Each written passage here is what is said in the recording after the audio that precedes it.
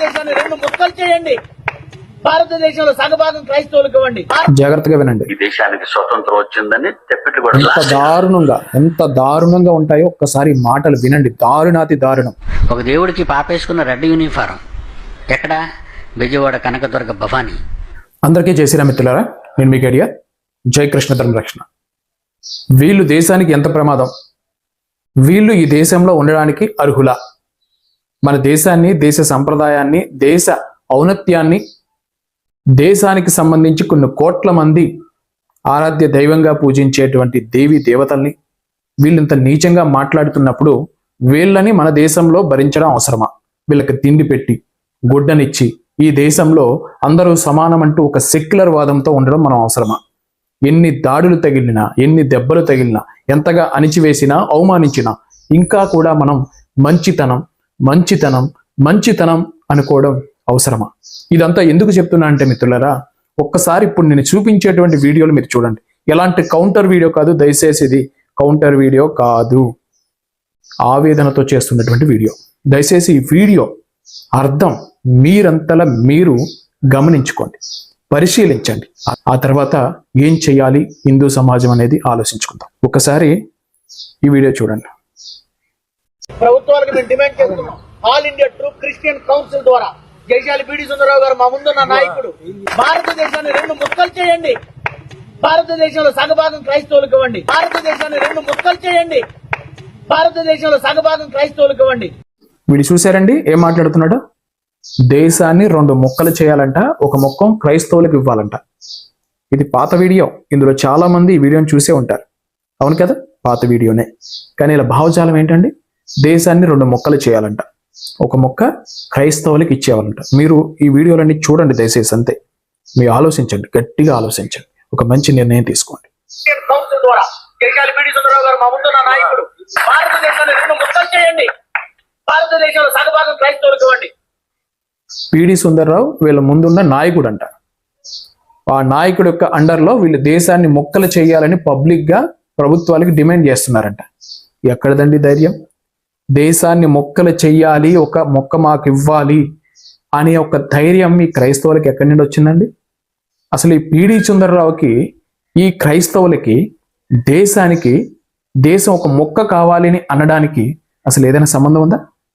మీరు అర్థం చేసుకోండి. దేశ ద్రోహులు ఎక్కడా లేరు, మీ చుట్టుపక్కలే ఉన్నారు. ఒకసారి ఈ వీడియో చూడండి. వీళ్ళకి తెలుసా ఆత్మీయతకు అర్థం? రంగులు, చక్రాన్ని, పుల్లల్ని పెట్టుకొని తల పైకెత్తి కాగితపు గుడ్డకు సల్యూట. అది ఒక కాగితం, జాగ్రత్తగా వినండి. గుడ్డ ముక్క. అది జాతీయ పతాకమా? జాగ్రత్తగా వినండి. ఈ దేశానికి స్వతంత్రం వచ్చిందని చెప్పట్లు కొడతావా? నీకు పిచ్చి పెట్టిందా? చూసారా విధవా? నా కొడుకు గాని కూతురు గాని చిన్నప్పుడు చదువుకుంటే, డాడీ ఈవేళ రమ్మన్నారు జెండా పండగ, జెండా పండగ. ఒక చాక్లెట్ ని నోట్లో పెట్టి పంపుతారా? ఎందుకురా పిచ్చోళ్ళ కేకలేయడానికి అక్కడికి వెళ్తారు? పోకండి. రెహమాన్ గారు జాతీయ పాట పెట్టావా? పిచ్చి పిచ్చి కేకలు వేస్తాడు, అదే మెచ్చుకున్నారు అందరూ. ఆడికి పిచ్చి పెట్టాడు, జాతీయ గీతం పాడుతున్నాడు. గుడ్డ మొక్క, పుల్ల, కాగితపు జెండాకి సెల్యూట్ ఏంటి? ఒక చాక్లెట్ పెడతారు, అరవడం ఏంటి? జాతీయ గీతం ఏంటి? ఒకసారి వినండి. ఒక్క మాట అర్థం లేదండి అందులో నాకు. అపరగార్థవ స్వరం వాడిది. అది వినండి మీరు, అసలు ఒక మాట అర్థం అవుతుంది. ఈ సీడీ వెళ్ళాలి, మొత్తం భారతీయులందరికీ వెళ్ళాలి. ఈ సీడీ జాగ్రత్త రికార్డ్ చేయండి. వచ్చే స్వతంత్ర దినోత్సవానికి నన్ను మూసేస్తారేమో, చూద్దాం. చూసారండి ఎంత బలుపు, ఎంత కండకావరం, ఎంత అహంకారంతో మాట్లాడుతున్నారండి. ఇది కూడా పాత వీడియోనేనండి, ఇది కూడా పాత వీడియోనే. ఈ వీడియోలు చూపిస్తున్నప్పుడు ఈ పాత వీడియోలు ఎప్పుడో జరిగింది కదా అంటున్నారేమో. కానీ వాళ్ళొక కొవ్వు, వాళ్ళ బలుపు, కొంత భయమో, కొంత చట్టపరమైన వ్యతిరేకతో రావడంతో వీళ్ళు మేకవన్నె పులుల్లాగా నటిస్తున్నారు. గుంట నక్కలు గొర్రెల్లాగా అమాయకుల్లా నటిస్తున్నారు. కానీ ఇలా భావజాలం ఎంత తీవ్రంగా ఉందో ఒక్కసారి ఆలోచించండి. ఒక్కసారి ఆలోచించండి మిత్రులారా. దేశాన్ని, జాతీయ పతాకాన్ని, జాతీయ గీతాన్ని, ఒక స్వతంత్ర దినోత్సవాన్ని ఇలాంటి పవిత్రంగా దేశంలో ఉన్నటువంటి అన్ని మతాలు, తెగలు, కులాలు ఐకమత్యంగా రాష్ట్రాలతో కూడినటువంటి వ్యవస్థ మొత్తం కూడా మన జాతికి రుణపడి ఉండాలి. దేశ భావన అనేది రావాలి కదా. ఒక మతం మారిన తర్వాత ఇంత తీవ్రంగా దేశంపై, దేశ సంస్కృతిపై వీళ్ళు విషం చిమ్మే స్థాయికి, అవహేళన చేసే స్థాయికి దిగజారుతున్నారు అంటే అది దేశానికి సంబంధించినది కాదు, దేశ వ్యతిరేక శక్తులు నూరు పోసినటువంటి మొత్తం అని మనం అర్థం చేసుకోవాలి. లేదా చరిత్రహీనులుగా మిగిలిపోవడమే కాదు, మనకి చరిత్ర లేకుండా చేసేటువంటి ప్రమాదం ఉంది. ఈ విషయాలు ఇప్పుడే ఎందుకు చెప్తున్నానో ఒకసారి ఆలోచించండి. ఒకసారి ఈ మాటలు కూడా వినండి. ఈవిడ ఎవరు అనుకున్నారు? శృతి ఏమండి, చూసారు ఈమె? కింద సంవత్సరం వీళ్ళ నాన్న మాల వేసి శబరిమల వెళ్ళిపోతున్నాడు. ఎంత దారుణంగా ఉంటాయో ఒక్కసారి మాటలు వినండి. దారుణాతి దారుణం.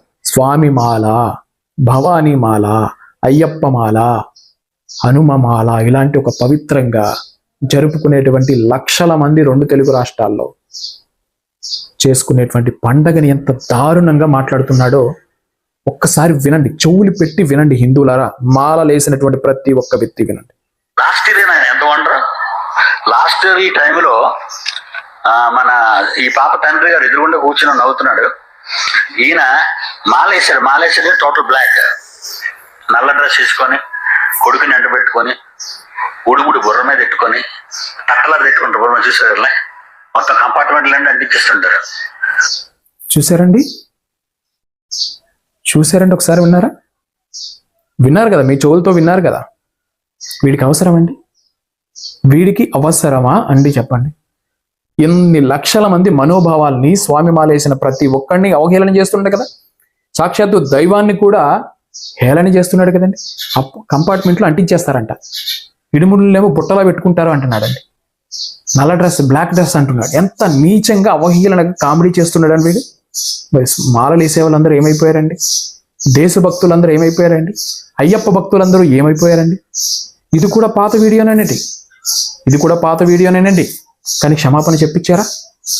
ఒక్కడు వెళ్ళి వాడిని లాక్కొచ్చి గొడ్డలు ఒడిచి కొట్టారా?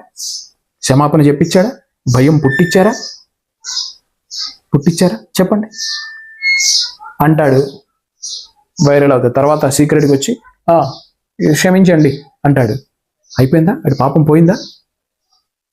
నటిస్తున్నాడండి నటిస్తున్నాడు.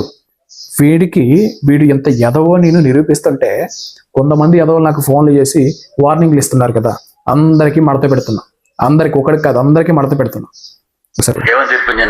ఏమని చెప్పిందంటే దేవస్థానం బూటకం నాటకం ఇదని చెప్పారు. ఎందుకంటే ఆ కొండల్లో కర్పూర బస్తాలు ఉంపేసి నిప్పంటిస్తారు. అమ్మ బాబు జ్యోతి కనిపించింది బాబో, ఊరి నీ జ్యోతి తగలెట్ట. అది కర్పూర బస్తాలు వేసి కొండల చేత అంటించారా దేవస్థానం వాళ్ళు. పెద్ద నాటకం అదంతా. ఇప్పుడు చూడండి, వాళ్ళందరూ మన దేవుడికి ఒక యూనిఫారం, ఒక దేవుడికి పాపేసుకున్న రెడ్ యూనిఫారం. ఎక్కడ? బెజవాడ కనకదుర్గ భవానీ యూనిఫారం ఏంటిది? కషాయం. విశాఖపట్నం కనక మహాలక్ష్మి ఈ యూనిఫారం ఏంటి సార్? గ్రీన్. ఏమండి? గ్రీన్. ఘనఘనమని అడుగేసిన సేన కృష్ణ ధర్మ రక్షణ, ఘనఘనమని రగిలే యువసేన కృష్ణ ధర్మ రక్షణ, ఘనఘనమని అడుగేసిన సేన కృష్ణ ధర్మ రక్షణ, ఘనఘనమని రగిలే యువసేన కృష్ణ ధర్మ రక్షణ. గాయపడిన సింహాల వలె గర్జిస్తున్నది ఈ సేన, సనాతనాన్ని కాయుటకై అవతరించను ఈ సేన. నలిగిపోతున్న హిందూ ధర్మాన్ని కాపాడాలని మా తపన, హిందూ ధర్మాన్ని చులకన చేస్తే పంజాబీ సురతాం ఇక పైన.